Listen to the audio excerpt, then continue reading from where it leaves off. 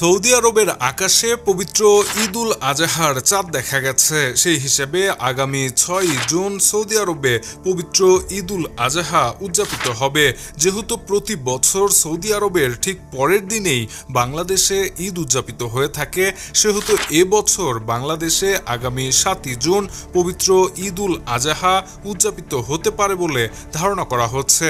যদিও পুরো ব্যাপারটা চাঁদ দেখার উপরে নির্ভরশীল, তারপরেও বাংলাদেশে 28 মে বুধবার পবিত্র ঈদ উল আজহার চাঁদ দেখার যথেষ্ট সম্ভাবনা রয়েছে। আর যদি তাই হয় তাহলে আগামী 7 জুন বাংলাদেশে পবিত্র ঈদ উল আজহা উদযাপিত হতে পারে। এদিকে সারা দেশ জুড়ে ইতিমধ্যে পবিত্র ঈদ উল আজহার সবথেকে বড় আয়োজন পশু কোরবানির জন্য কোরবানির পশু ক্রয় করার কার্যক্রম শুরু করেছেন ধর্মপ্রাণ মুসল্লিরা। বিশেষ করে দেশের বিভিন্ন প্রান্তে কোরবানির হাটগুলো ইতিমধ্যে শুরু হয়ে গেছে।